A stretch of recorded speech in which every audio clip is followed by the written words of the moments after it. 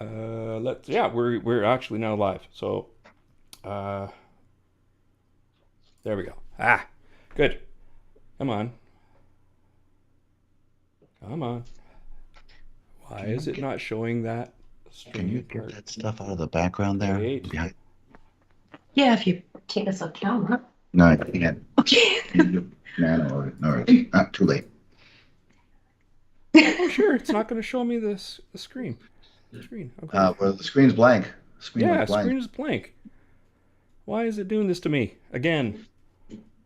I haven't changed anything, but I bet you I know You're who in the hell edit mode. did. Windows. Thank you, Microsoft. You son of a bitch. Sons of bitches. Yeah, go ahead, get it. What this? Just the package there in the background. Okay. Yeah, we are. They can hear us out there. So yeah. They can hear us? Yes, they can hear us, but they can't see us. We are invisible. Look at that. It's a black hole. Well, black square hole. Thank you. You're welcome. I hear you. Okay, pick here to That's where the green screen comes in. Whip up the green. Did you see somebody said, Dave, you need a broom on your posting? Yes, I saw that. I saw the litter in the background. Like, somebody's gonna come in. And, yep. Yeah, I might have to restart XSplit. Hopefully I don't have to, but let's How are just you and Rhonda see. doing? You know?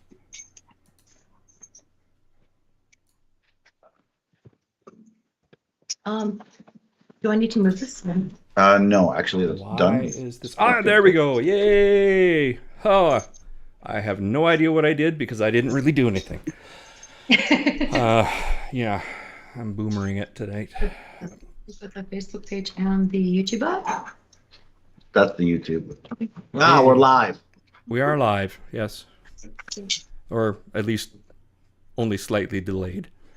Yes. I look a little bit lobsterish. The lights are a bit bright. Oh well. Why not? That's where I get most of the comments. Oh, okay. If you want me to follow the comments, I'll trade your seats. No, I got it. I'll just do it. Okay. I'll just get it. Got my 18-year-old scotch. Oh, yeah. What kind of scotch do you have? Got me. Actually, I can't remember what. It's a single malt, but Hey, rock and roll. very nice. Oh. I guess you could, well, introduce yourself. Yeah. Oh, yeah. I should Yeah. be doing the introductions here. Tonight we have David Silverman with us. I have to get them out. Yeah, I think so. Yeah, the dogs. A bunch of dogs. The dogs aren't gonna make it. Um, I'll take care of it. no, you introduce yourself. I'll Yeah. All right. Sorry about yeah, two good dogs.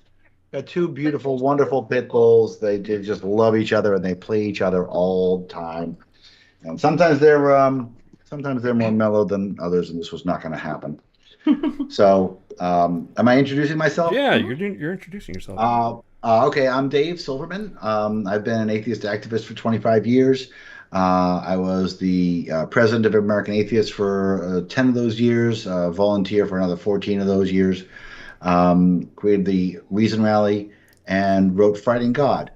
And now I'm a volunteer with Atheists for Liberty, which is the only atheist organization to the right of woke in the country. And we are doing good old-fashioned atheist civil rights activism, and I love it. Good. And that's it. We need more people that are, well, just about anything. I mean, Che Guevara was right of woke, but it seems sometimes. But yeah, I've been, I don't know, this podcast started out as an atheist podcast. It's meant some skepticism, and then it kind of, I guess, I don't know how it just kind of organically moved over to fighting the woke, and how it's it's infected skepticism and atheism, and it's replaced a religion is what it's done. Oh yeah. Well, people threw their skepticism, people who self-described as skeptics threw it out the window when it came to certain beliefs, and I'm just like, why are you doing that? When I went to China, um, one of the things that I said to the Chinese crowd was that in at least one way, Chairman Mao didn't go far enough. And that way was in his description of religion and mythology. I said to the Chinese crowd that Mao said that religion was the enemy of the people, which it is. But he didn't go into the ghosts and the numerology and the other Yeah. superstitions. Yep. And the result of that was a dogmatic atheism, not an atheism bound in reason and logic, but an atheism bounded in dogma. And I used to think of myself as, I used to think of America as, the right way to do it. And I would say things like, that like our atheism is the right kind of atheism because it's based in logic and reason. It's not the wrong kind of atheism, which is just dogmatic. And if it's one dogma, it can be easily taken over by another dogma. That's one of the things about dogmas. You can take them over. Okay, you can't overcome logic with dogma as easily as you can overcome one dogma with another. Right. And what I think I've come to realize as I've watched this wokest phenomenon take over the atheist movement is that I was wrong there, and that a lot of the atheists in atheism, in American atheism, were dogmatic and not reasoning people, not logical people. And so so that's what happened. I believe that one dogma was simply taken over by another dogma.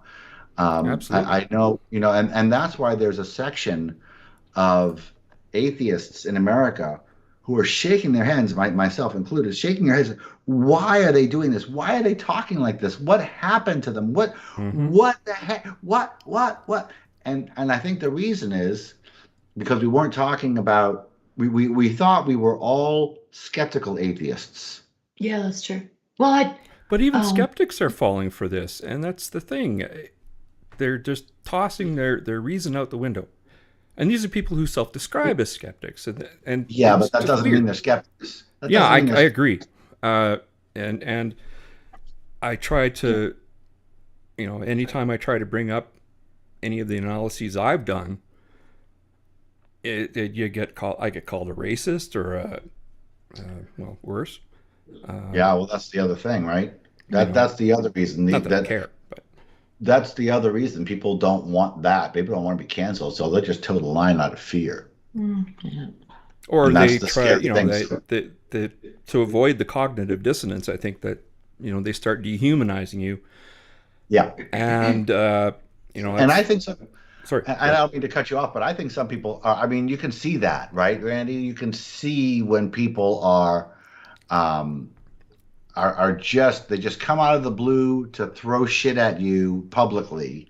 You can tell they're just virtue signaling off you. And it's happened to me so many times that somebody that I knew or once knew just comes out of the blue and throws a whole bunch of shit on me at Twitter, on Facebook, or whatever, and then that's just for looks, right? And these are intelligent people. They're doing it for looks. I have a question. Yeah. Excuse me. You said exchanging one dogma for another. What would the dogma of atheism be? It's not atheism; it's wokeness. Well, no. But what I'm saying is that wokeness is the other thing that gets exchanged in. You know what I mean? So if I were to say to you, okay, we're going to have a kid, and we're going to fill that kid with one statement. Okay, there is no God. Mm-hmm. Okay, just remember, there is no God. There is no God. There is no God. There is no God. Not here is why we don't believe in a God. Right. Okay. Yeah. Okay. Okay. So that's a dogmatic atheism. Okay. So this kid knows there is no God, but he doesn't know why there is no God. Just like those kids don't. There is a God. He doesn't know why there is a God. Okay. You can't question it. That's a dogmatic atheism. And so that when you've got something that's just dogma, there's no. You can unbrainwash. You can shift that around. You can say, oh, there is no God. Well, but there's this demigod, and now all of a sudden you've got this dogma that's really, really easily transmutable, rather as opposed to let's just take the analogy better. Let's say you were hawking a demigod, okay? Yeah. Let's say you were trying to sell a demigod to an atheist. Yeah. Well, if that atheist had just been told there is no God, there is no God, there is no God, you can see where you could pivot to that say there is no God, but here's this demigod. Whereas if that atheist was sold there is no God, and here's why we know there is no God, then you tried to sell that atheist a demigod, that person would say, well, all right, well, I'm going to apply the same logic. It's critical thinking. Yeah, exactly. Yeah, And that's the difference. That's what I'm trying to say. Okay. You know, yeah, like when accepting a claim without criticism, without. And so now Right. when I look at Yeah. when I look at people in our movement, in my former movement, the cognitive dissonance is there. It's really, really palpable. The fact that they're not thinking through their positions is really, really obvious. And to me, it seems like, retroactively I can look and I can see, okay, these people were never atheists in the first place, or at least if they were never informed. They were never skeptics. Well, it's equally irrational. I was going to say, in a lot of, like, I'll say it again. I grew up thinking most everybody was atheist. And my mom even said it again, just, I don't know, 3-4 weeks ago. Chris, about 95% of the people in this world are atheists. And I'm like, but, so I would expect that to come out as, really. I do and I don't. But again, it comes back to the reasons why people are atheists. Yeah. I'd rather they reasoned things, because you can reason if somebody who's reasoned themselves into a delusion can be reasoned out. Yeah. Oh, well, I was going to say, like, I don't know how you would be able to pass it off to your kid once they go out to, say, school or something like that, when they would start asking questions, right? Yeah. So, even if you're told atheism is, we don't believe in God, blah blah blah. Yeah. Eventually, they're gonna come up and say why. Right. Yeah. Eventually. Just like the religious kid is going to say, why Well, don't they would hope. believe? Why Right. do they believe something different, right? Yeah, one would hope. The one thing I wanted to mention, when speaking of dehumanizing language, is it kind of relates to this, is that it's avoidance of cognitive dissonance. You dehumanize your opponent, therefore you don't have to consider their arguments. Yep. And this is what I see the woke doing. Like it's you're immediately demonized if you deviate from their position. Which brings us to Twitter. Yeah. Speaking of Twitter, yeah. Is it brings us to Twitter? So sorry, I can't hear you over the wailing and gnashing of teeth. Jesus. I am so. Can I just say how depressing it is that there is an anti-free speech movement, and that it's large and left. Yeah. Can I just say It's how always left. utterly Isn't that weird? disappointed I am? It shouldn't be a right-left issue. Freedom of speech is for No. everyone. It's for everyone. It is how you strengthen. It is how you learn. It is how progress is made. How in the world are people upset about the fact that the largest platform is going to let both sides talk? Yep.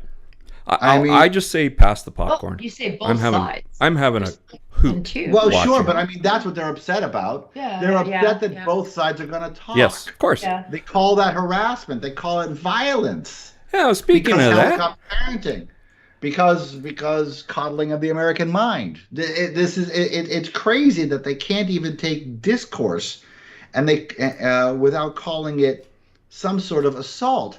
And the fact that people are on television with a straight face saying things like freedom of speech is a threat to our democracy. Jesus. What the hell I know. drugs are you on?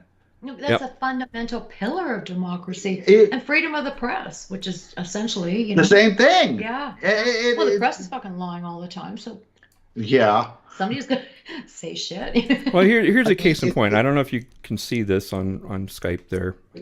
Okay. This is Robert Reich, who is I read that. leftist, extreme leftist wingnut, who passes himself off as a thinker.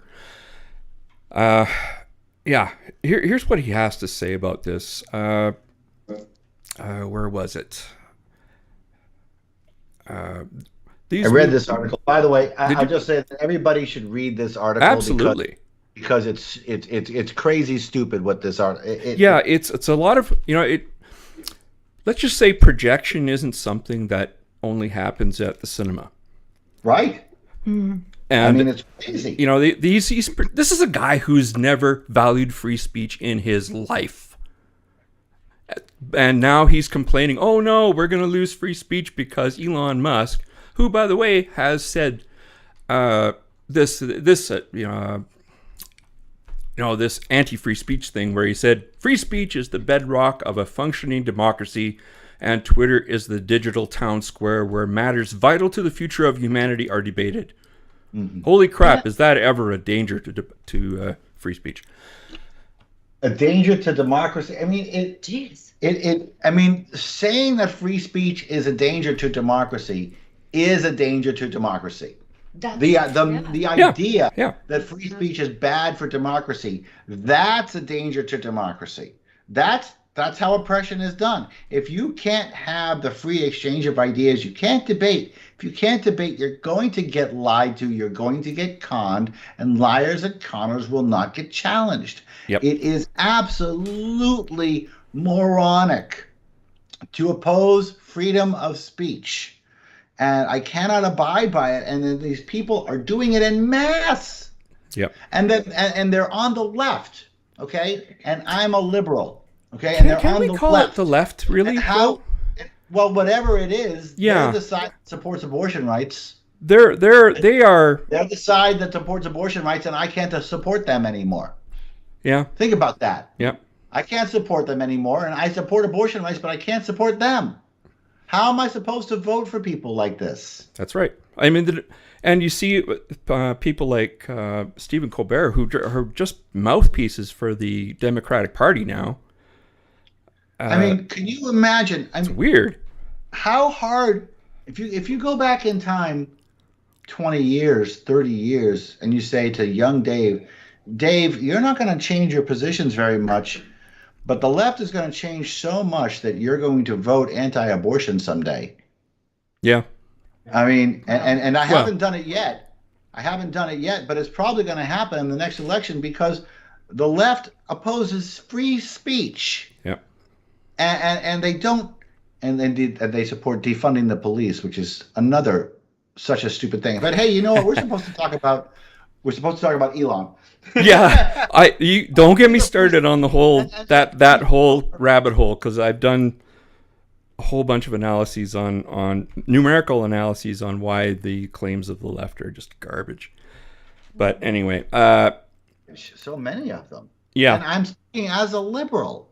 I'm pro-choice. Yeah, pro-choice. Right? But I'm also pro-police. UBI is inevitable. I think universal childcare is a really good idea. I'm not a conservative, but man, I can't. But you are to them. What? You are to them, because I mean, everybody is everybody is right of the left pole. So if you deviate from that, it doesn't matter that you're a liberal. You're still on the right, because you're right of them. And it's and that's crazy. It's a blanket. I'm alt-right. I'm not just conservative. I'm alt-right. Alt-right. And you were talking about dehumanization before. Yeah. That's how they dismiss me. I'm alt-right. Doesn't matter that I'm not. It allows them to avoid the cognitive dissonance that would give them migraines if they actually had to listen to what you had to say. Yeah. Oh, it would. This is why they are enemies of free speech, because they do not want engagement. They do not want public discourse, civil discourse. Because that might endanger their own belief system. And, it does. It does endanger their belief system. If it wasn't endangering their belief system, they wouldn't care. They would have to work if they actually did that. Okay, they'd have to actually read books and think about two things and not just go in one direction, thinking I'm right about this, I'm right about this, I'm right about this. They'd have to go, I'm right about this, I'm right. Oh no, wait, I was wrong about that. I'm right about this, I'm right about this. Oh no, wait, I was wrong about that. You have to learn that way. If you don't learn that way, if you learn in a straight line, I'm right about this, I'm right about this, I'm right about this, you're going to be wrong about a lot of things. Yeah, especially when there's confirmation and bias, like it, you know. Yeah. Well, and echo chamber. That's the thing that they really. What's one of the things that they fear the most? I think there's one thing that they fear more, but I'll get to that in a minute. So it's losing the echo chamber. Yes, I'm right about this. I'm right about this. I'm right about this. And that is what's happening on Twitter. The echo chamber is gone, or will soon be gone. Just might direct you to something that you might need to read that you would otherwise not be directed toward, right? Eek. Scary thought. Something might challenge me. Somebody might think I'm wrong. Look what Robert Reich has to say about this. Musk has long advocated a libertarian vision of an uncontrolled internet. That vision is dangerous rubbish. There's no such animal, and there never will be. There used to be. That's what we had for a while, and it was awesome. Yeah, it was fantastic. It wasn't dangerous. What was dangerous was when it's dangerous to their beliefs. Exactly what he's afraid that Musk will do. Yeah, it's crazy. Like you said, it's projection. Yeah, the one thing that I think that the woke are terrified the most of is losing their grip on controlling other people's behavior. That, and I've seen it. I know people. And I've treated them with the respect that they deserved, which is none. And they got pure mockery from me, and boy, did they get triggered. Oh, yeah. I love it. I was just pushing buttons like typing at 300 words a minute. These people were just going off one in particular was going off the rails. These people are unhinged. They sound unhinged. They sound insane. Again, it's because they're not putting in the effort. Okay, this generation, these people don't read. They don't know their stuff. And one level down, they know they don't know their stuff. Okay, they've never been challenged. They've been called they're right, they're right, they're right, they're right, they're right. They've never been challenged. So they see it as an attack. They see it that these are completely untrained for reality people. It is an attack on their control. And I'm like, you shouldn't have had that control. Why did corporations listen to these people? Why does Disney kowtow to these people?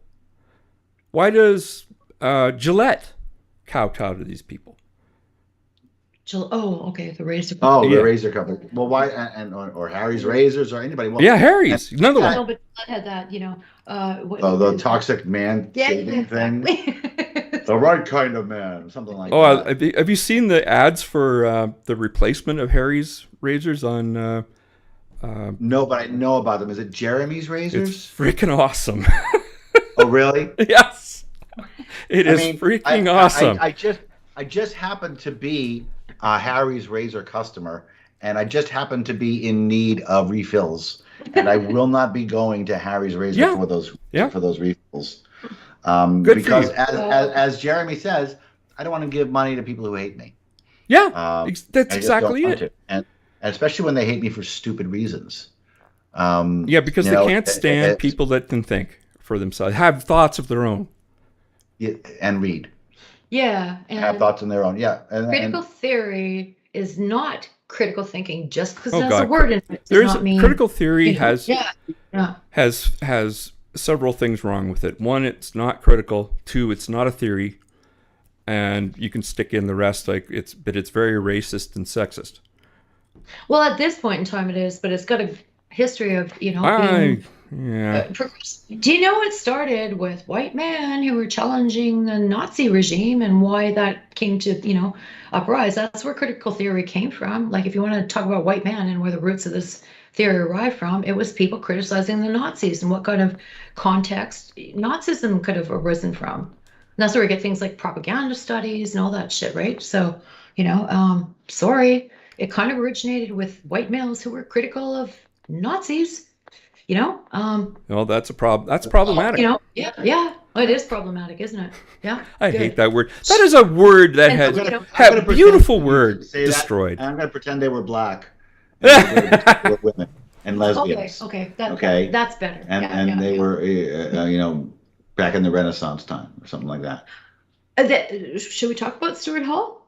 I think I've sent that to both you guys. Stuart, if not a bunch of other people.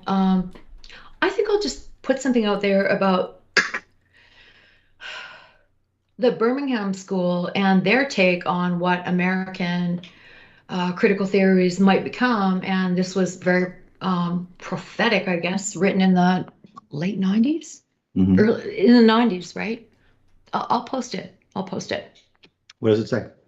It basically said, I'm kind of worried about what is going to happen in the American context now that they're importing this critical theory and obviously, putting it in different ways. And he said, I don't want to be tactless, but a lot of people are getting paid for this. And, there's obviously lots of budget to, do these studies and stuff like that. So people are making money off it and they're not being rigorous, and that was Robin DiAngelo. That's not even. Don't mention her name around here. I'm sorry. I thought you were talking about this author. Robin who? Robin DiAngelo. Are you kidding? Robin DiAngelo? Okay. White guilt? Extraordinaire? I mean, the idea. I know this scholarship. Like I said, it's I too know bad they don't. Helen Pluckrose. Right. But I know this shit. Right. And I know the history. I've studied this shit. Yeah. And the way it's being deployed is absolute fucking nonsense. And I'm sure the people that developed, these ways of looking at structural, things that cause things like Nazism to uprise, they have no idea, no context of history, yeah. No grounding in reality. Read a fucking book. And no numbers either. I mean, when I look at people who take, Foucault, to take these people who talk about this power imbalance, all these relationships are power imbalances, and they take it, they put it into a racial context, and now we're all dealing with a racial power imbalance, and they take that idea and they extrapolate that into this idea called systemic racism, and nobody puts numbers to it or definitions. That's the thing that I hate about this. No, well, not about the definition. Hold on about the definition. Let me go ahead and point out about this, okay? The idea of systemic racism has been analyzed as a headwind, okay, against people of color. That's constantly always there, and it's never ever quantified. No one ever actually talks about how strong that headwind is. No one ever talks about, is that a 3-mile-an-hour headwind or a 50-mile-an-hour headwind? Nobody ever talks about, does it change from place to place?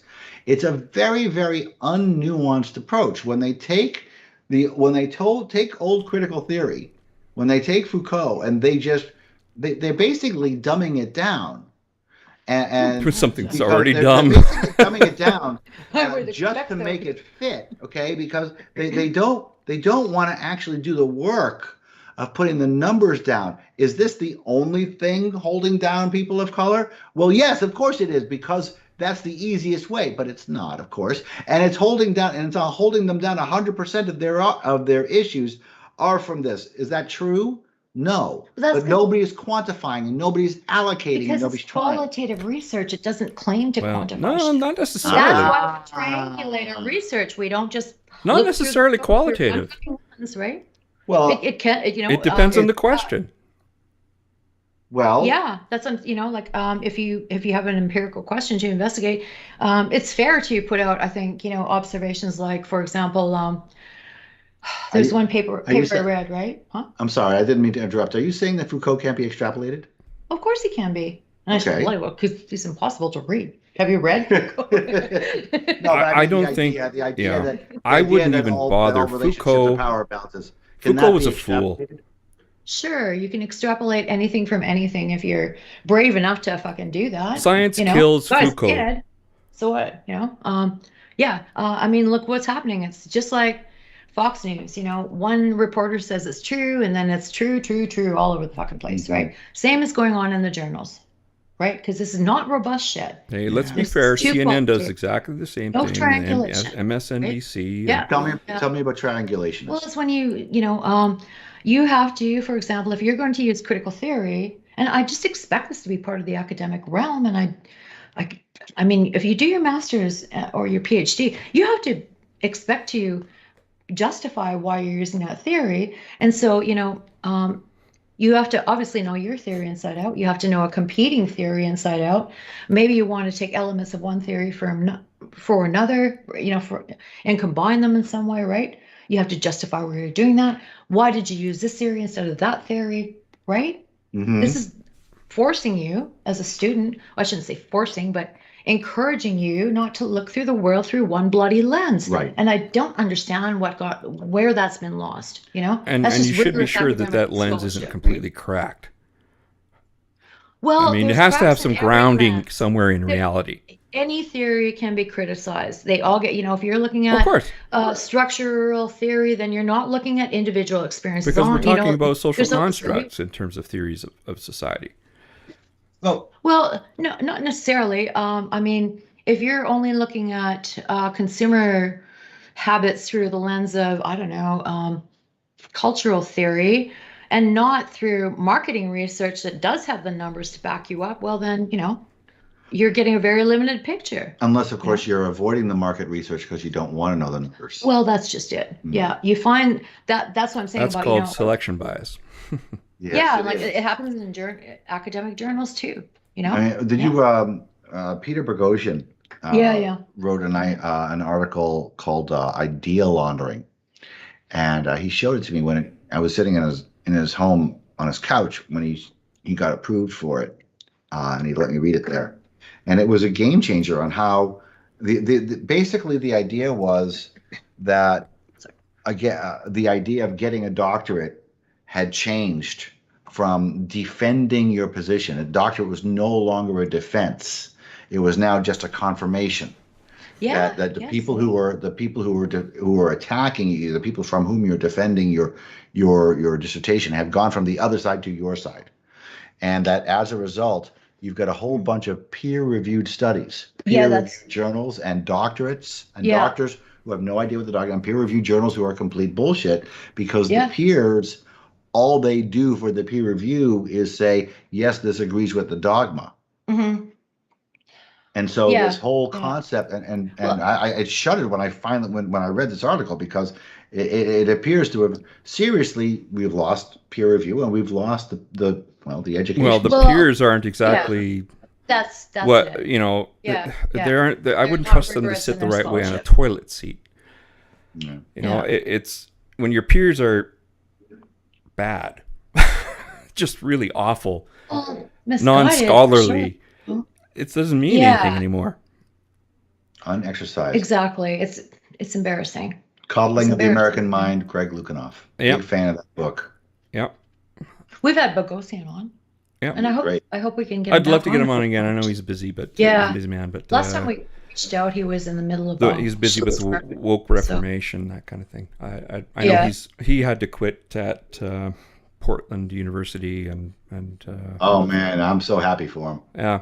I'm glad he landed well. And I just want to read a little more here from this article of Robert Reich's. He says, Musk says he wants to free the internet, but what he really aims to do is make it even less accountable than it is now. That word accountable. Sorry. The consumer what is that? Has to be accountable for I know what he means in that context. Elon Musk's mind. How dare he remove my control?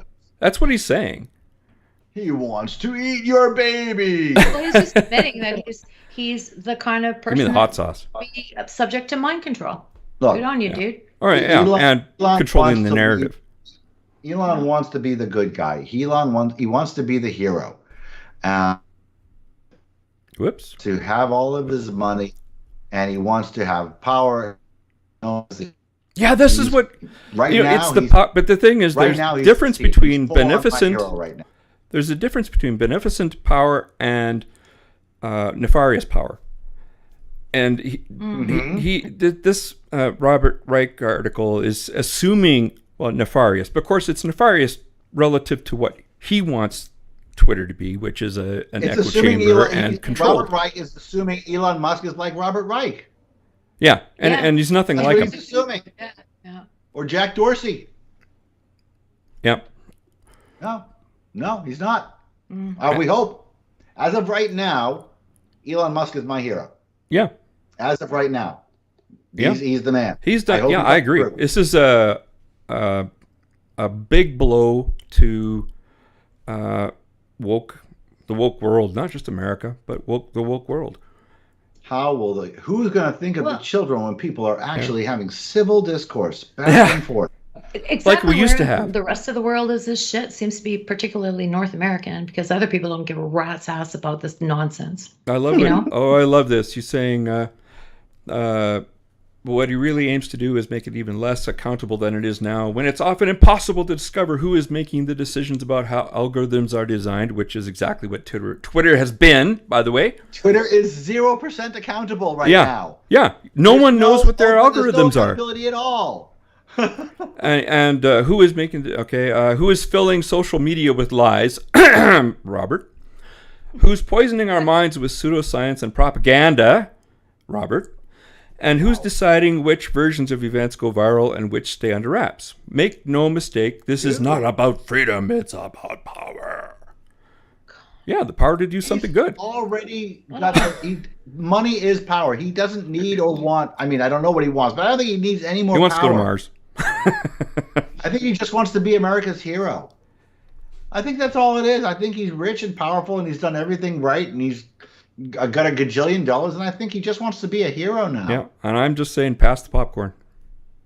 Yeah, really. Yeah. I'm loving it. I am. The whinging and whining is just music. And when they complain about what they think he might do, and it's exactly what they did. Yeah. He might be able to tweak who gets more tweets and who gets less. He might be able to just cancel people if he doesn't like them.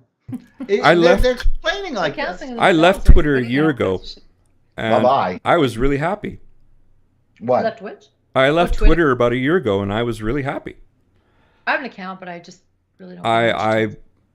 All this Twitter promotes. It does hit. There's something to be said about addiction and dopamine hits, and Twitter really, really promotes that. That gives them a fix, gives people a fix.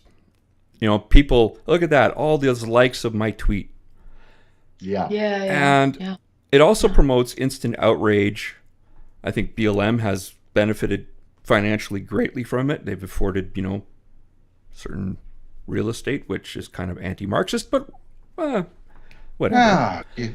Wait. You're implying that BLM is hypocritical. No, I would never say that. Just stop. That's just crazy talk. Are you aware of? I'm a racist. People. I'm a Nazi racist. Yeah, you can't say that about black people. That makes you a racist. You can't criticize black people. That makes you a racist. When not $1 has ever gone to a black community from BLM, not $1, not one penny. What? Not one penny has ever gone to a black community. Other than the founders, mansions and shit. That's crazy. That's crazy. And they're out of compliance. It's a really good scam.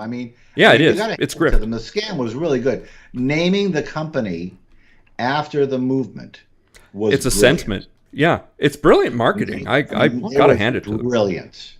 Okay.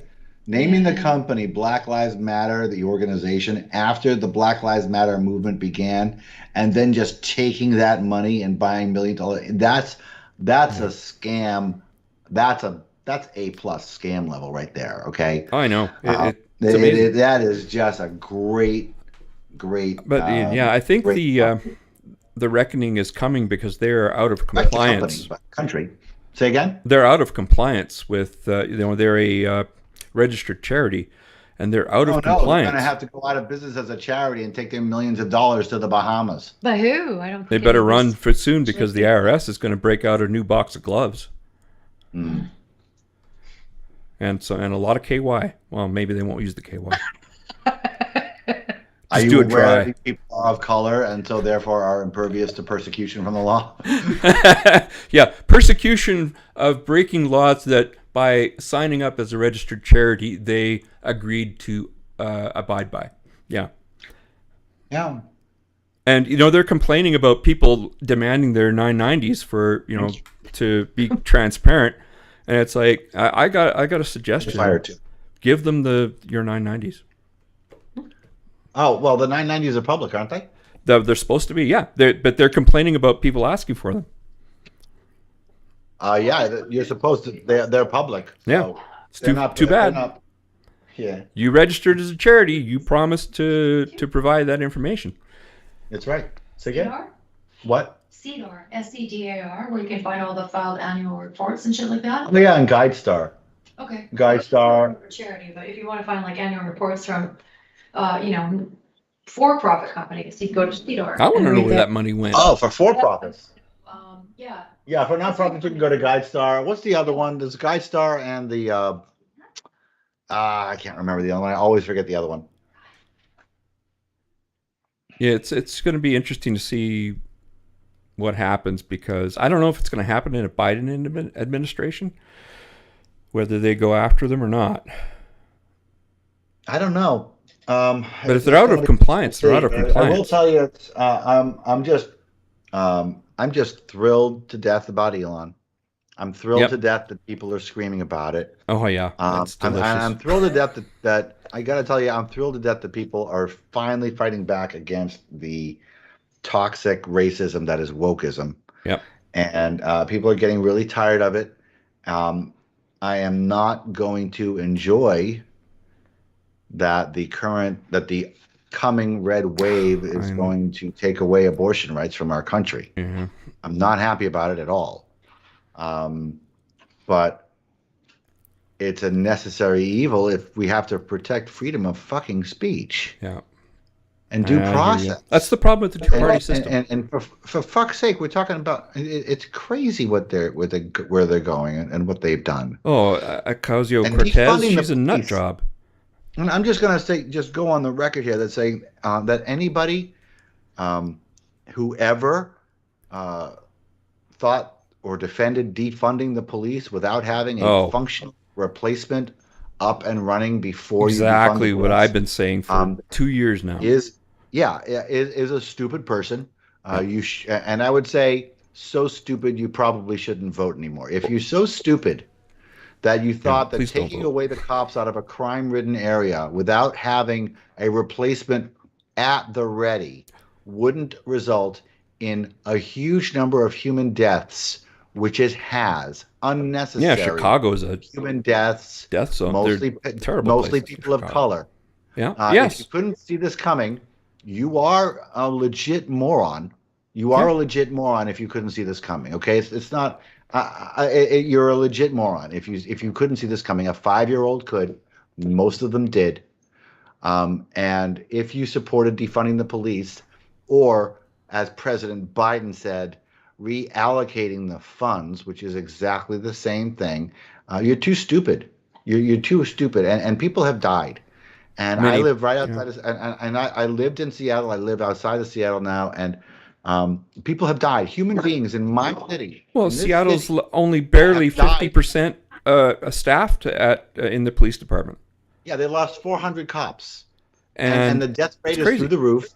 And it's all African Americans dying, innocent African Americans dying, women, children, people who are trying to support their families dying in crossfires of a very, very violent area that's gone so much more violent because the cops are gone. Yep. And it's insane. And human beings are dying. And this is because of just really, really stupid people. Oh, they just need social workers.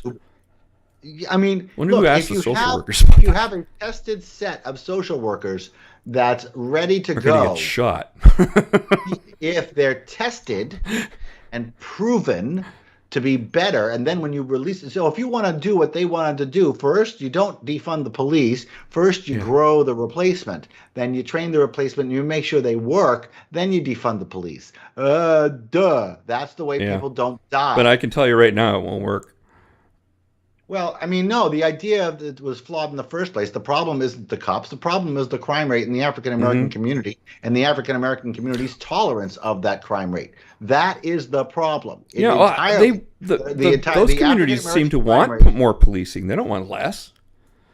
Of course they do. The good people do. Yeah. The good people do. And the bad people are shit. Who gives a fuck? Yeah. Just the same as every other race. Yeah, I don't understand why that segment of the population was listened to.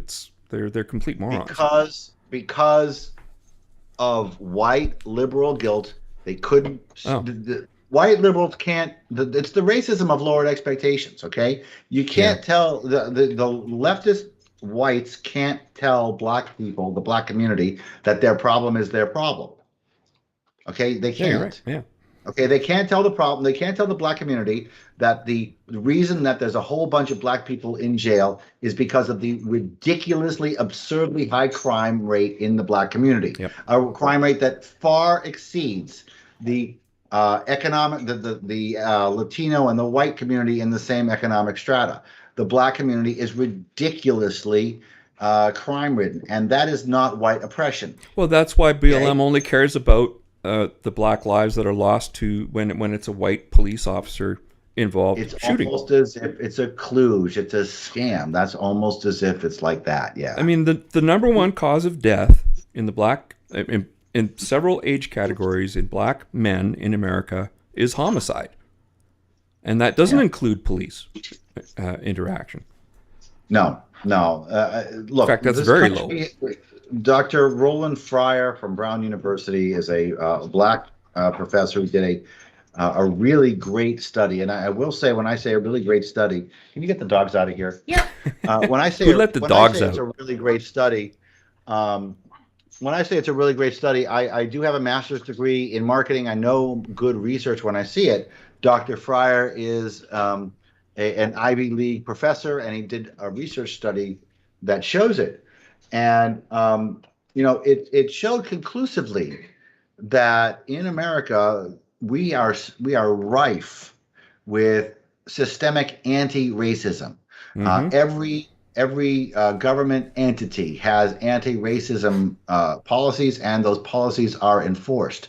As a result, if you are a black person in this country in a like-for-like situation, you are less likely to get shot than a white person because of that systemic anti-racism. Now, they don't like that. They don't like those facts. Dr. Roland Fryer, by the way, is an African-American. I don't know if I mentioned that. And he was shocked at his own results.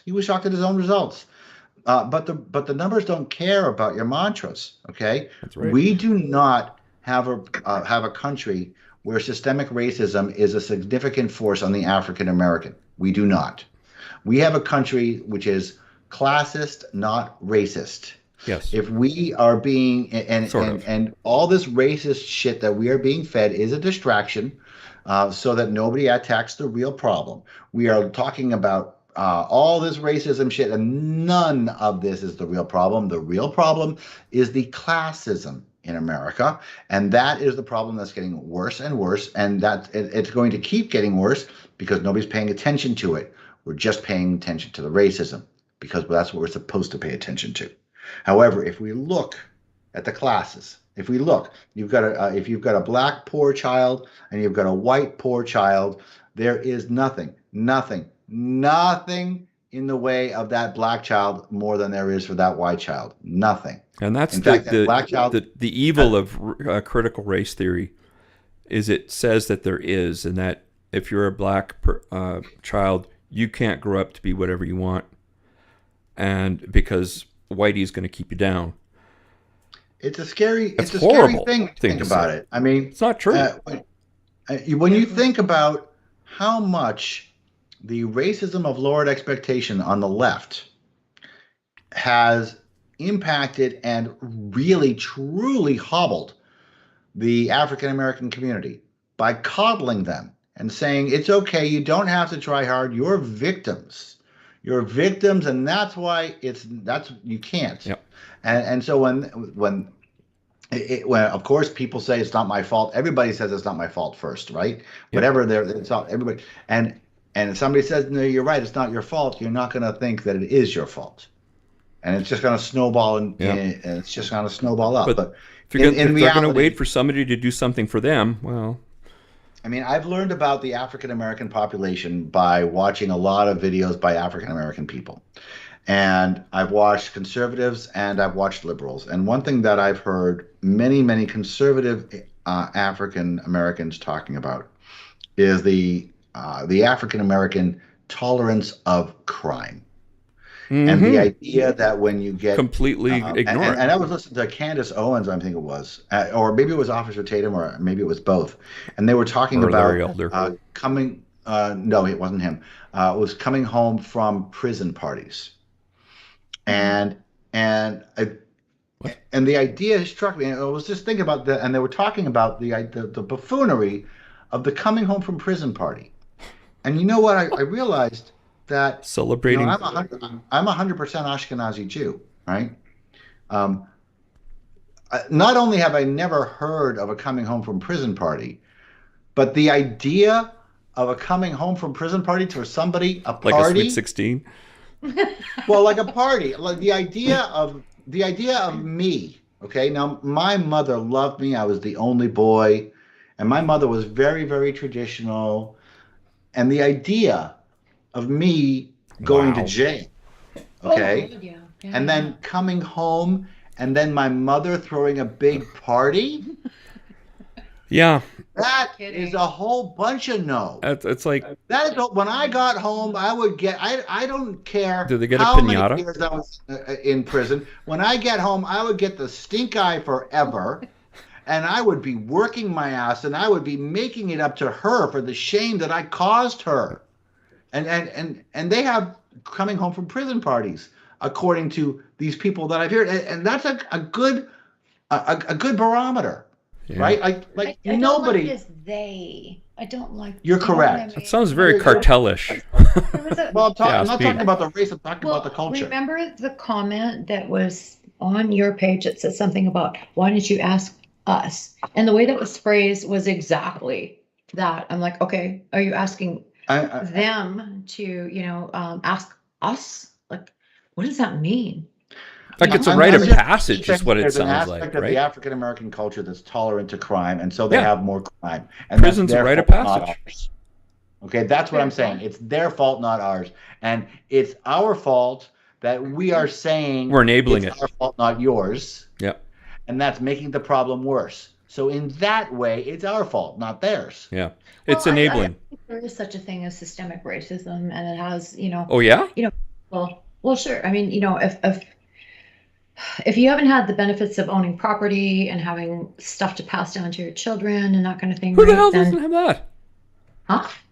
I mean, my father was born my father was born in the Depression. He had cardboard shoes. He was actually literally redlined. My father was literally redlined. What is redline? That means I want to buy a house here. No, you can't live here. You're a Jew. Yeah. You have to live somewhere else. We don't like your kind here. My father was literally redlined. Yeah. So when it comes to about that. So when you're talking about the systemic racism, I mean, I think it existed. It existed. Yes, of course it existed. I think there's still, You know what? There's only one place where I believe systemic racism still exists, and I actually don't believe it exists anymore because of the reaction, and that is in the crack cocaine laws. Oh. The crack cocaine laws are still are a remnant of the Joe Biden era. They are still disproportionate, and they are very clearly laws designed to target the black community. But check this out. All through the BLM riots, nobody gave a fuck about them. Yeah. Nobody was crying about them. They're just crying about the amorphous stuff. Nobody's saying, I wanted these laws repealed. Guess what? It's not a problem. They're liars. I'm sorry, what? They're not a problem. They're liars. What, those laws aren't a problem? If it's not a problem to them. Yeah. If they're not screaming for those laws, if it's not a problem to BLM that this one particular law, which is a remnant of legitimate systemic racism, still exists. It's not a problem to them. They don't scream about it. They're not crying about it. Why? Well, because they want the amorphous stuff. Because crack. Crack over cocaine. Crack versus the crack and cocaine. stuff. Crack and cocaine are essentially the same thing. Yeah. But crack is much cheaper. Much cheaper and much more prevalent in the African American community. Probably much more risky too. Yeah. I think. Yeah. Same with marijuana as well, actually. Yeah, marijuana is a tricky thing, though. Yeah, it's a little more amorphous. Marijuana is something that everybody has on them, but when people who break the law have it on them, they charge it for them. Yes, and that's why that's why there's that disparity. But that was racism against Mexicans. That's what that was.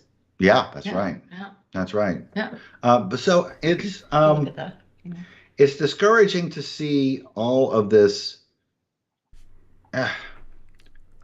It's discouraging that we're here. And I don't know where it was so fast too. It really did happen fast. It was happened fast, Randy. My God. 2016, I think, was the beginning, and then it just 15. 15? 16, yeah, maybe. The 2016 Greece rally was full in force. So I would say 15. Okay. But man, it was for me. It was Ghostbusters 2016, and it's only a half joke because a lot of stuff happened because of that film, which was terrible. And it was, a big Twitter thing that got, blown up. People were being called sexist and racist because they didn't like the film. And I'm like, what?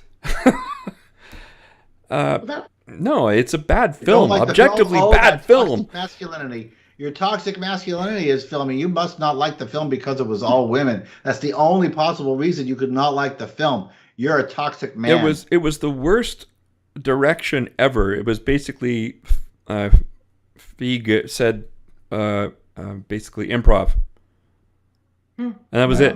And I was like, improv is fun. Really? Take a look at the original Ghostbusters and how tight the comedy is, and compare that to this slapstick crap that was just, thrown together. Like, come on, it's not even close. Yeah. And then the destruction of all our heroes. That's another show we could have. Yeah, I know. Okay. That's another show we could have. The destruction of our heroes, the destruction of Star Wars. The correction of Star Wars, you mean? What are you talking about? The correction? It's updating it. It's correcting it to modern values, which are shit. But anyway. My God, Star Wars is such a fucking heartbreak. Star Trek, that's the heartbreaker for me. Well, the wokeness in it. I haven't watched Star Trek. I guess that tells you how don't do it. It's terrible. What series or no? The more which one? Woke. Star Trek Discovery, Picard. They're just garbage. Okay. That's why I've heard that, right, and I won't watch them because of that. Yeah, I'm a Star Trek. I'm the Hey, come on! I've got my tattoo here. Yeah, that's right. He has a tattoo on his chest. You have a Star Trek tattoo. I have a science officer tattoo. Watch. I have a. See? Look at it. Let me see. Oh, check it out. Nice, eh? Yeah. I have a speaking role in Trekkies. Show a little. I'm not showing nipple here, folks. So anyway.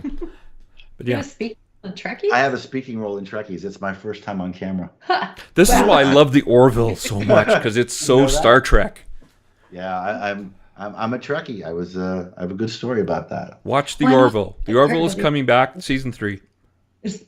What? The Orville is coming back, season 3 in June, I think it was. Who is? The Orville. Tell me, you don't like it? Ah, fuck okay, that. The first season. Okay, I'll give you that, because the problem was McFarlane had to sell it as a comedy. He had no choice. They weren't going to accept it. It's now much more serious. I watched the first 3, 4, 5 episodes. I don't think I got 5 episodes. Watch the second season. It's far better. Oh, yeah? Because it got more serious.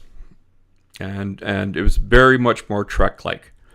But in the first season, he had to sell it as a comedy. What I saw was a kid's show. What I saw was ridiculous. Yeah. So I still enjoyed it, but it wasn't as good as the second season. It's a hard sell, Randy. But, I'm waiting for the reboot of Babylon 5. I've heard that that's going to be coming soon. I'm a little nervous about that one. Well, but that's the assumption is it's woke until otherwise proven not. Straczynski is allegedly involved. That's not a guarantee. It's good. It's not. He's made some noises that are troubling. So I mean, when Star Trek, Straczynski's an atheist. Sorry, Straczynski's an atheist, and he had some sort of a falling out with Madeleine O'Hara way back in the day. Wow. Yeah. Madeleine O'Hara was not an easy person to get along with. Yeah, well, and Straczynski actually wrote an article or a story for American Atheist magazine way back when. I'm dealing with very, very old information. Apologies if I'm incorrect, but Straczynski wrote an article for American Atheist magazine way back when, and he and Madeleine had some sort of big falling out. I believe it was about his opinion that Madeleine was anti-Semitic. Oh. Yeah, yeah, because and. Wow. I don't know if that was true or not. Madeleine talked a lot of shit about the Jews, but she talked a lot of shit about everybody. And she didn't talk about as far as I can tell, she wasn't talking about those people. She was talking about the religion. Yeah. So. Okay. Yeah. Yeah. So. Oh yeah, I wanted to talk a little bit about this was interesting. This is where social justice ends up. 5 black teenagers attack white woman in Boston for being a white expletive with braids. I don't know. In Boston, this was I heard about that. A horrible incident. But this is kind of the logical end point for social justice today. It enables this kind of behavior. It says that somebody appropriating a hairstyle it's racist and deserving of physical punishment. That's insane. Yeah, it is. I hope they get the max. I hope they get tried as adults, consecutive sentences, and the max. Shot in the head, thrown in a hole. How about that?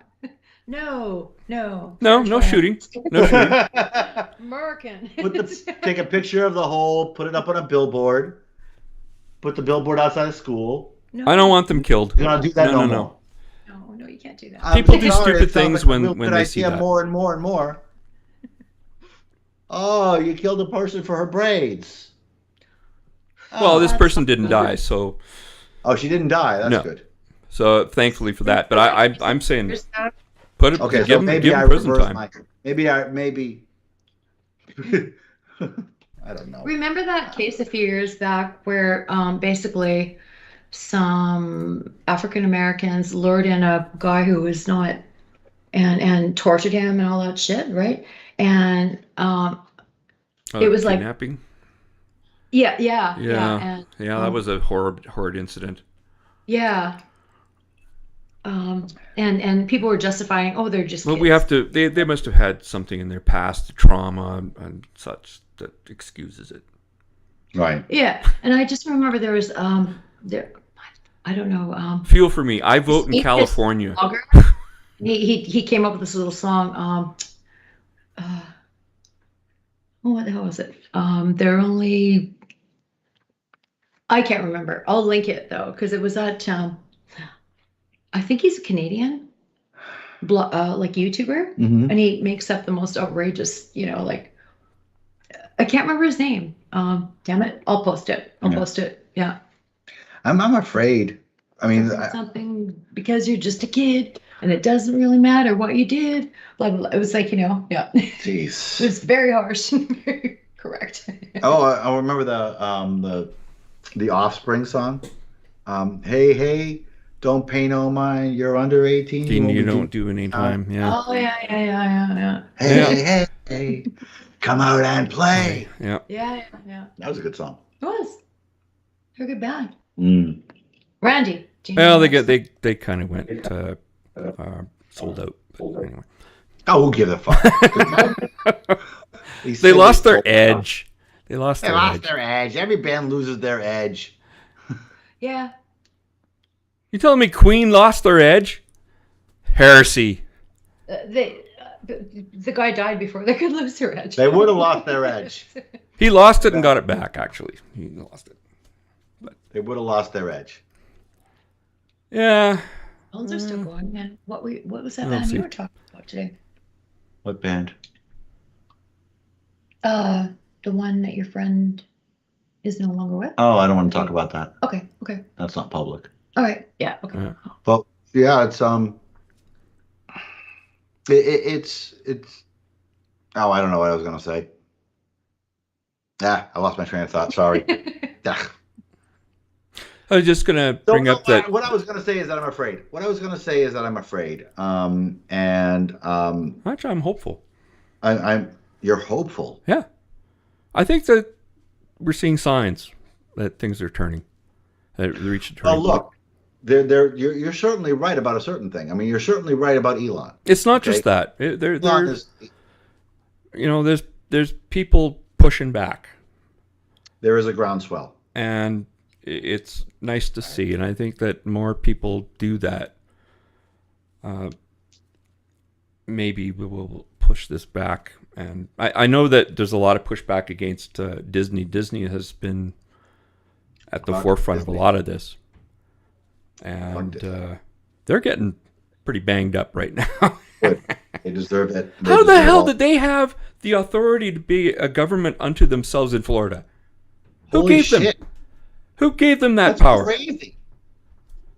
That's crazy. It is crazy. Disney. I didn't know that. Government in Florida.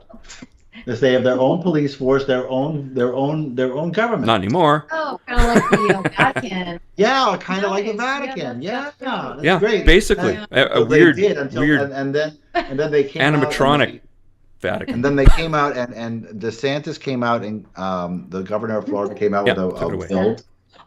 Sorry, DeSantis, and they passed a law that said you can't recruit kindergartners through third graders. Oh, okay. Or you can't teach sexual orientation. They called it the Don't Say Gay bill, and then Disney took this huge stance on this Don't Say Gay bill because it doesn't say gay. Non-facts. Okay? Non-facts. Actually, I was in the middle of a podcast. It's more marketing. Huh? It's more marketing. We're talking about that. It doesn't say don't say gay. It doesn't say it at all.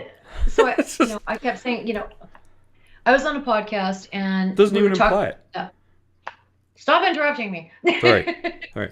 So, thank you. So we don't you hate it when people interrupt you? Sorry, but you're out of focus. I can interrupt you if you're out of focus. Can I smash my head against you? Sorry. It's okay. I had to. Sorry. Okay, so on that podcast, we were, talking about the Don't Say Gay, and I said, well, call up the actual content of the bill, right? Because whoa! Can't have truth entering into this, right? That's skepticism. It's a fucked up bill. That's research. It's not postmodern.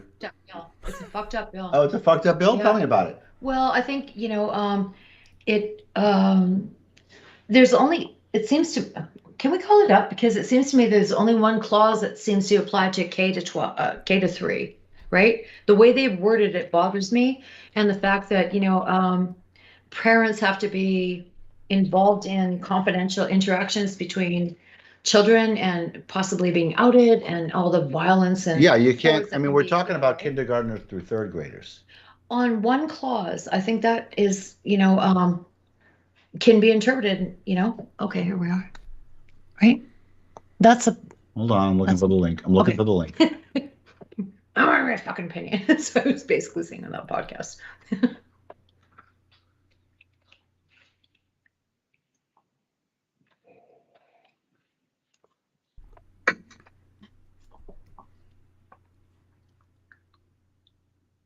Well, this isn't going to be very, very interesting to watch. Yes. Yeah. Yeah, I don't want to go through this. Well, there was a summary, but it is being mischaracterized. Right? It's. But I mean, the idea is that you can't tell kindergartners, I think you're trans, but don't tell your parents. Okay, and that's fucked up because it is fucked telling up. Kids that they can't tell their parents. It seemed to me that only one clause applied to K to 3, right? Otherwise, the language is upsettingly ambiguous.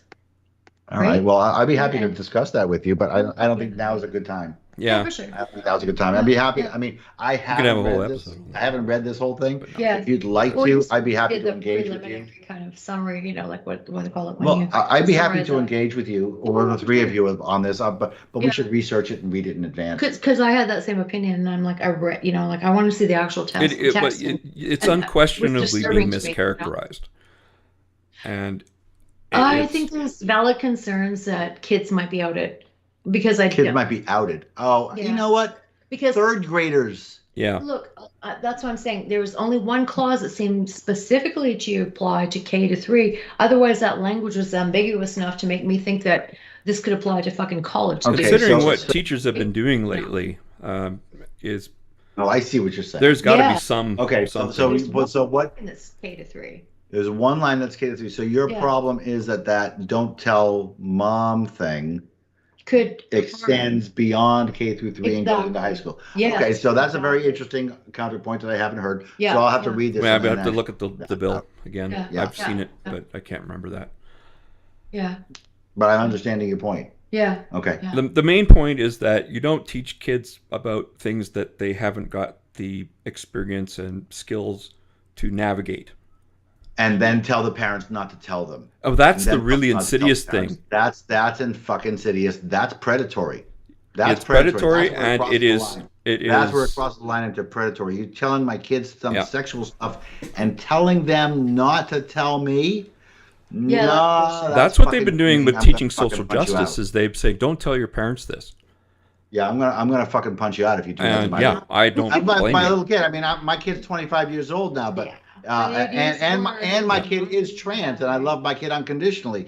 But you're telling my kid at 8 years old, 7 years old, 6 years old that they're trans and that they're not supposed to tell me, hold a secret. I mean, what if no teacher tells kids that age parrot things, right? They parrot what they're told. They're hardwired to actually listen to elders. I think if a kid can formulate a question, that kid deserves an answer. Damn right. Yeah. Damn right. And if but you ask I don't think that at that point they're able to do that. Two mummies and two daddies. You could say because they're married, and if you want to talk more about that, go home and talk to your parents about it. Damn right. Yeah, but the teachers won't do that. They're allowed to do that. Yep. They are allowed to do that. Yeah. Okay. They're just not allowed to put little boys in dresses inculcate them with ideology. But the point the problem that I had with the whole thing is don't tell your parents. Yep. And don't tell your parents what we're teaching. Yeah. Oh boy, that's a good fucking point. Yeah. That's a good fucking point. They can tell on you, but you can't tell your parents. Yeah. Boy, it's fucked up. Well, the whole thing with you say we can't say gay. You're so prejudiced. You're so bigoted. No, man, you're lying. You're lying. You're full of shit. You're grooming kids. Get out of it. Stop. But it's a fucking headline, right? It's a catchy phrase. And then it's marketing. Exactly. Of course, it's going to be just like 3-word things. Black Lives Matter. Don't say gay. Blah blah blah. They're all. And everybody was saying gay as if they were doing something rebellious, which was really pathetic. No, bad love. You ain't here if you ain't smart. Okay. You ain't sitting next to me if you ain't smart. I would be here if I thought you weren't smart. Good. I thought this was there was a couple of interesting articles I found. One was on 5 narcissistic symptoms of social justice warriors. And I really do think social justice is a narcissism factory.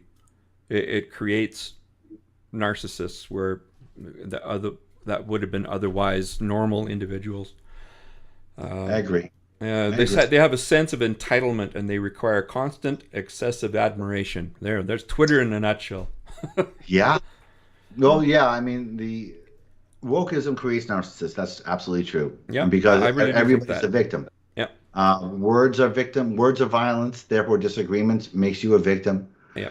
And they don't feel safe. And they don't feel safe. Even in their own damn home. I threw somebody out of my apartment once because I disagreed with them and they told me they didn't feel safe. I threw them the fuck out of my apartment. Holy shit. Good for you. Get out. Wow. I wouldn't take that either. I would have told them to get the hell out too. Yeah, I'll tell you about that offline. I will not have that in my home. Yeah, if you don't feel safe, get out. I'm sorry. When people are being fucking racist and all that shit, you have to go. You have to go. Yeah, well, I mean, I have a sensitive thing. I mean, obviously, because of my history, if somebody tells me they don't feel safe in front of me, yeah, I'm just having a that's an conversation. accusation. I disagree with you. I'm sorry, you're in my home. Get the fuck out because I don't feel safe with you. That's pretty much exactly it's what I said. passive aggressive behavior. Pretty much exactly what I said. It's passive aggressive behavior. It is exactly passive aggressive behavior and is horseshit. Yeah, it is. 2, they expect others to recognize them as superior even without the achievements to merit it. Yeah. Yeah. That's pretty much every blue check mark, almost every blue check mark. Hey, I have a blue check mark. I was going to say, I said almost. It shows that I'm smart and special and important. And verified as being and verified. Something. I'm very, very verified. What does it even verify? That you're a real person? How come I'm not verified? I want a blue check mark now. How do you get a blue check mark? Well, I got mine when I hit 10,000 followers. Back then, the 10,000 followers was the line. And if you had 10,000 followers, you could send a request in and they would verify you. So, but how did they know it was you? Hey, at Twitter, I'll get over 10,000 followers. Can I be verified? And then yeah, but what if you're a fake account and you got over 10,000 followers and, you know. And... This was back in the day. Okay. This was back in the No, don't ask any more questions. Yeah. Okay, gotcha. Right. The olden days. Shiny. What? I got to get you right off my back about that. Right. This one's especially true. They are extremely sensitive and can't handle criticism because they view it as a personal attack. Yeah, we've discussed that. Yeah. Absolutely true. They expect special favors and unquestioning compliance. Oh, hell yeah. Wow. Yeah. It's amazing. I wonder what ever happened to the writer of this. It was a body somewhere in a Honda. Sorry, that's a reference to the Depp Heard trial. Which, by the way, is another freaking narcissist. Amber Heard? Poo. Yeah. Oh my God, yeah. Oh, first I have to do a PSA and let everybody she got know. mauled today. They had a psychiatrist on and who diagnosed her. No, I wasn't in the middle of a sentence. All right, Randy. She wasn't literally in the middle of a sentence. She was interrupting me again, and you're out of focus. Yeah, she's this psychiatrist has basically called bullshit on her PTSD and diagnosed her as histrionic borderline personality disorder. Yeah. And she did not look happy. She's going to get killed. She's going to get creamed on the stand. The last one is collective narcissists resent others for not appreciating their group enough, so they fear and depreciate other groups. Yeah. Yeah, I mean that's pretty much what wokeism is. I mean, it dehumanizes and depreciates other groups. Yeah, anybody shunning and shaming. Anything to avoid the same religious shit, you know. Anything to avoid the cognitive dissonance. They have a poll down here. Do you think cancel culture is a problem? Yeah, I think it's Who evil. says that? Oh, the picture's blurry. Yeah, there's a poll at the bottom of the page here. Can you see it? There's a what? No, can you hear us? Yeah, I can hear you. Okay. Do you think cancel culture is a problem? And you are blurry. Oh, you're trying to fix the focus. Okay. Yeah, I'm trying to fix the focus on my camera. I don't know why it's all blurry like this. Oh, well, it's lost the auto. Pause, yeah. Click camera off and then on. Nah, hopefully that'll do it. We'll find out. I think it all comes down to Calhoun's experiments. To which experiment? John Calhoun's experiments between 1968 and 70. But I told you about this before. It's where they gave these colonies of mice everything that they needed, no wants, and eventually each colony died out because they started eating each other, even though they had more than enough food. Yeah. And people think, oh, well, we're not mice. And my question is, are you sure? Mm-hmm. People, we're very speciesist. We think that we're somehow above our evolutionary behavior. We're hairless But in apes. large groups, we're pretty Very predictable. good-looking hairless apes. Very, very good. Some of us. Very, very pretty hairless apes. You. You are very pretty. Well, This is what I found fascinating about Asimov's Foundation series of books that were mauled on Apple TV. But anyway, they're fascinating look at predicting human behavior and how it could become basically mathematical. It's really interesting. Yeah. Yeah. Oh, I was going to tease you when you said you ran the numbers if you'd used Bayesian logic. I'm not a huge fan of Bayesian logic because... Remember what happened to one of our previous hosts? Yeah. So that's why I wanted to tease you. I don't believe it ever should be used in courts of law. Yeah.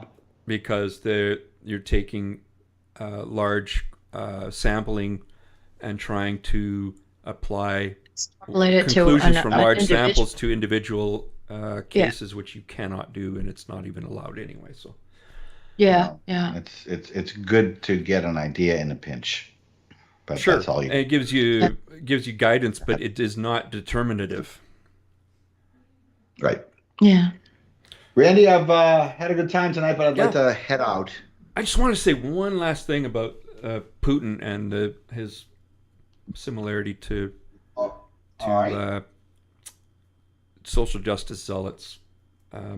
You hear his reason for invading Ukraine because of all the Nazis there, which is weird. But anyway, if someone out there is a social justice warrior and thinks that's crazy, well, just remember that if you say the same, I think you're just as crazy. Yeah. I don't know. Because that's what they sound like to me. Amen. Yeah. Everybody sounds crazy to me, and that's a problem because if everybody sounds crazy to you, you're crazy. It's probably crazy. Yeah, exactly. But the world is everything in the world is lives. crazy to the crazy person. But anyway. Good enough. I'm going to bed. Good night, Randy. And you have a good night. And hey, Randy, it was fun. Talk to you next time. Yeah. We're starving, so. We're starving. Yeah, I mean, actually, I haven't had starving. Yeah. I wonder why. Doritos? What? Doritos?